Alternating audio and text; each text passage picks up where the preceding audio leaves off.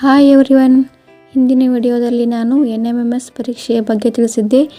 ಇವತ್ತಿಂದ ನಾನು NMMS ಪರೀಕ್ಷೆಯ ವಿಡಿಯೋ ಸರಣಿಯನ್ನು ಆರಂಭಿಸುತ್ತಿದ್ದೇನೆ. ಹಾಗಾಗಿ ಮೊದಲನೇ ಟಾಪಿಕ್ ಆದ ಸಂಖ್ಯಾ ಶ್ರೇಣಿಯ ಬಗ್ಗೆ ತಿಳಿದುಕೊಳ್ಳೋಣ. ಹಾಗಾದರೆ ಇವತ್ತಿನ ವಿಡಿಯೋದಲ್ಲಿ ನಾವು ಸಂಖ್ಯಾ ಶ್ರೇಣಿಗಳು ನಂಬರ್ ಸೀರೀಸ್ ಬಗ್ಗೆ ತಿಳಿದುಕೊಳ್ಳೋಣ. ಸಂಖ್ಯಾ ಶ್ರೇಣಿಗಳನ್ನು NMMS ಪರೀಕ್ಷೆಯಲ್ಲಿ 3ರಿಂದ 5 ಪ್ರಶ್ನೆಗಳನ್ನು ಕೇಳಲಾಗುತ್ತದೆ. ಹಾಗಾದರೆ ಈ ಪ್ರಶ್ನೆಗಳನ್ನು ಬಿಡಿಸಲು ಗಣಿತದ ಮೂಲ ಕ್ರಿಯೆಗಳಾದ ಸಂಕಲನ, ವ್ಯವಕಲನ, ಗುಣಾಕಾರ, ಭಾಗಾಕಾರ ಮತ್ತು ಸಂಖ್ಯೆಗಳ ವಿಧಗಳಾದ ಸರಿ ಸಂಖ್ಯೆಗಳು, ಬೆಸ ಸಂಖ್ಯೆಗಳು, ಅವಿಭಾಜ್ಯ ಸಂಖ್ಯೆಗಳು, ಭಾಜ್ಯ ಸಂಖ್ಯೆಗಳು, ವರ್ಗ ಸಂಖ್ಯೆಗಳು ಮತ್ತು ಗಣ ಸಂಖ್ಯೆಗಳ ಬೇಸಿಕ್ ಇನ್ಫಾರ್ಮೇಷನ್ ಬೇಕಾಗುತ್ತದೆ. ಸರಿ ಸಂಖ್ಯೆಗಳು ಅಂದರೆ 0, 2, 4, 6, 8 ಇತ್ಯಾದಿ. ಬೆಸ ಸಂಖ್ಯೆಗಳು ಅಂದರೆ 1, 3, 5, 7, 9 ಇತ್ಯಾದಿ. ಅವಿಭಾಜ್ಯ ಸಂಖ್ಯೆಗಳು ಪ್ರೈಮ್ ನಂಬರ್ಸ್ ಅಂದರೆ ಯಾವ ಸಂಖ್ಯೆ ಅದೇ ಮಗ್ಗೆ ಮತ್ತು ಒಂದರ ಮಗ್ಗೆಯಿಂದ ಬಿಟ್ಟು ಬೇರೆ ಮಗ್ಗೆಯಿಂದ ಭಾಗವಾಗುವುದಿಲ್ಲವೋ ಅಂಥ ಸಂಖ್ಯೆಗಳಿಗೆ ಅವಿಭಾಜ್ಯ ಸಂಖ್ಯೆಗಳೆಂದು ಕರೆಯುತ್ತಾರೆ. ಆ ಸಂಖ್ಯೆಗಳೆಂದರೆ 2, 5, 7, 11, 13. ಭಾಜ್ಯ ಸಂಖ್ಯೆಗಳು ಅಂದರೆ ಯಾವ ಸಂಖ್ಯೆಗಳು ಭಾಗ ಹೋಗುತ್ತವೆಯೋ ಬೇರೆ ಸಂಖ್ಯೆಯಿಂದ ಆ ಸಂಖ್ಯೆಗಳಿಗೆ ಭಾಜ್ಯ ಸಂಖ್ಯೆಗಳು ಎನ್ನುತ್ತಾರೆ. ಹಾಗಾದರೆ ಅವು ಯಾವುವೆಂದರೆ 4, 6, 9, 10. ವರ್ಗ ಸಂಖ್ಯೆಗಳು ಅಂದರೆ ಯಾವುದೇ ಒಂದು ಸಂಖ್ಯೆಯನ್ನು 2 ಸಾರಿ ಗುಣಿಸುವುದು. ಈಗ 1ಅನ್ನು 2 ಸಾರಿ ಗುಣಿಸಿದರೆ ಒಂದೇ ಬರುತ್ತೆ, 2ಅನ್ನು 2 ಸಾರಿ ಗುಣಿಸಿದರೆ 2 2 4, 3ಅನ್ನು 3 ಸಾರಿ 2 ಸಾರಿ ಗುಣಿಸಿದರೆ 3 3 9. ಹೀಗೆ ವರ್ಗ ಸಂಖ್ಯೆಗಳೆಂದರೆ ಯಾವುದೇ ಸಂಖ್ಯೆಯನ್ನು 2 ಸಾರಿ ಗುಣಿಸುವುದು. ಅವು ಯಾವುವೆಂದರೆ 1, 4, 9, 16, 25, 36 ಇತ್ಯಾದಿ. ಗಣ ಸಂಖ್ಯೆಗಳು ಎಂದರೆ ಕ್ಯೂಬ್ಸ್ ಅಂದರೆ ಯಾವುದೇ ಒಂದು ಸಂಖ್ಯೆಯನ್ನು 3 ಸಾರಿ ಗುಣಿಸುವುದು. ಈಗ 1ಅನ್ನು 3 ಸಾರಿ ಗುಣಿಸಿದರೆ 1 × 1 × 1 ಅಂದರೆ 1 1 1 1 1 1 ಒಂದೇ ಬರುತ್ತೆ ಆನ್ಸರ್. ನೆಕ್ಸ್ಟ್ 2ಅನ್ನು 3 ಸಾರಿ ಗುಣಿಸಿದರೆ 2 2 4 4 2 8 ಆನ್ಸರ್ 8 ಬರುತ್ತೆ.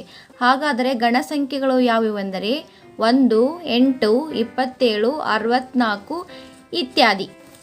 ಹಾಗಾದರೆ ಸಂಖ್ಯಾ ಶ್ರೇಣಿಗೆ ಸಂಬಂಧಿಸಿದ ಸಮಸ್ಯೆಗಳನ್ನು ಬಿಡಿಸುತ್ತಾ ಹೋಗೋಣ.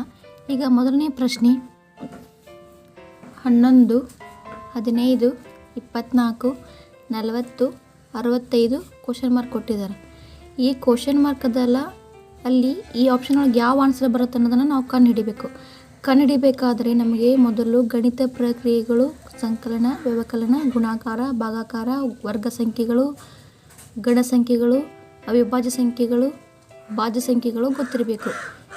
ಮೊದಲು ಸಂಖ್ಯಾ ಶ್ರೇಣಿಯನ್ನು ಬಿಡಿಸಲು ಇವುಗಳ ಡಿಫ್ರೆನ್ಸ್ ನೋಡ್ಕೋತಾ ಹೋಗಬೇಕು. ಈಗ 11ರಿಂದ 15 ಎಷ್ಟು ಡಿಫ್ರೆನ್ಸ್ ಅದ? 4 ಡಿಫ್ರೆನ್ಸ್ ಅದ. ನೆಕ್ಸ್ಟ್ 15ರಿಂದ 24 ಎಷ್ಟು ಡಿಫ್ರೆನ್ಸ್ ಅದ? 9 ಡಿಫ್ರೆನ್ಸ್ ಅದ. ನೆಕ್ಸ್ಟ್ 24ರಿಂದ 40 16 ಡಿಫ್ರೆನ್ಸ್ ಅದ. 40ರಿಂದ 65 25.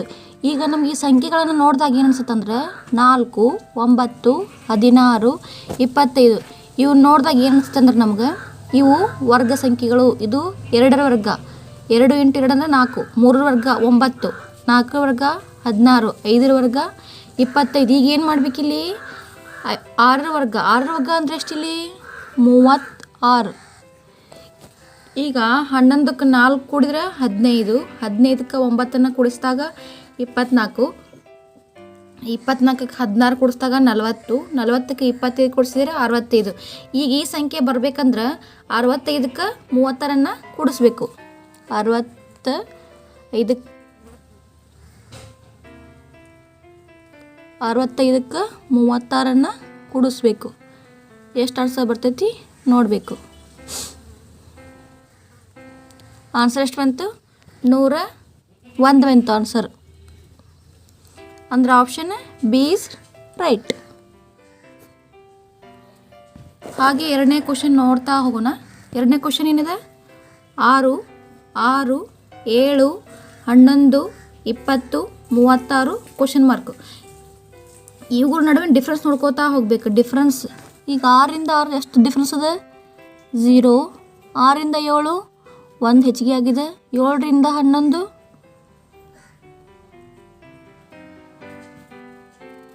4. ನೆಕ್ಸ್ಟ್ 11ರಿಂದ 20 9.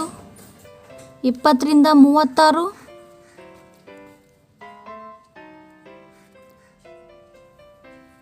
ಎಷ್ಟು ಡಿಫ್ರೆನ್ಸ್ ಅದ? 16.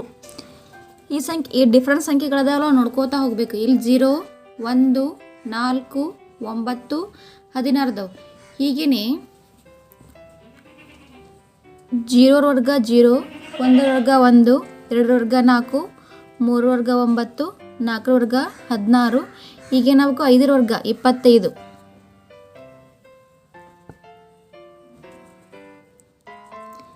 ಈಗೇನು ಮಾಡಬೇಕು? 6ಕ್ಕೆ 0 ಕೊಡಿಸಿದ್ರೆ 6, 6ಕ್ಕೆ 1 ಕೊಡಿಸಿದ್ರೆ 7, 7ಕ್ಕೆ 4 ಕೊಡಿಸಿದ್ರೆ 11, 11ಕ್ಕೆ 9 ಕೊಡಿಸಿದ್ರೆ 20, 20ಕ್ಕೆ 16 ಕೊಡಿಸಿದ್ರೆ 36. ಈಗೇನು ಮಾಡಬೇಕು? 36ಕ್ಕೆ 25 ಕೊಡಿಸ್ಬೇಕು.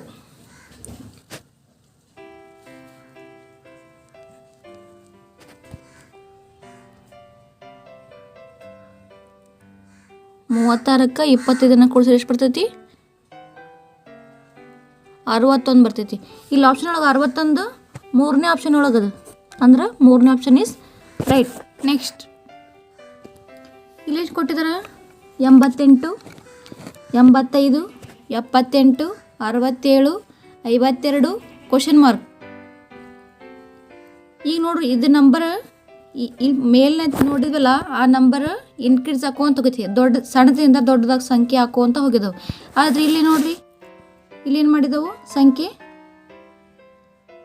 ಡಿಕ್ರೀಸ್ ಹಾಕೋಂತ ಹೋಗ್ಯವು. ಡಿಕ್ರೀಸ್ ಅಂದ್ರೆ ಕಡಿಮೆ ಆಗ್ತಾ ಹೋಗ್ಯವು. ದೊಡ್ಡ ಸಂಖ್ಯೆಯಿಂದ ಸಣ್ಣ ಸಂಖ್ಯೆಯಿಂದ ಬರ್ಕೊತ ಹೋಗ್ಯವು. ಈಗ ಇಲ್ಲಿನೂ ಏನು ಮಾಡಬೇಕು? ಡಿಫ್ರೆನ್ಸ್ ನೋಡಬೇಕು. ಯಾವುದೇ ಸಂಖ್ಯಾ ಶ್ರೇಣಿಯನ್ನು ಕಂಡುಹಿಡಿಬೇಕಂದ್ರೆ ಮೊದಲು ನಮ್ಗೆ ಡಿಫ್ರೆನ್ಸ್ ನೋಡ್ತಾ ಇರಬೇಕು. ಈಗ 88ರಿಂದ 85 ಎಷ್ಟು ಡಿಫ್ರೆನ್ಸ್ ಅದ? -3 ಅಂದ್ರೆ 3 ಸಂಖ್ಯೆ ಹಿಂದೆ ಹೋಗ್ಯದ.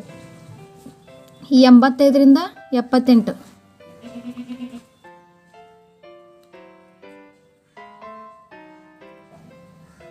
6 ಅಂದ್ರೆ 78ರಾಗ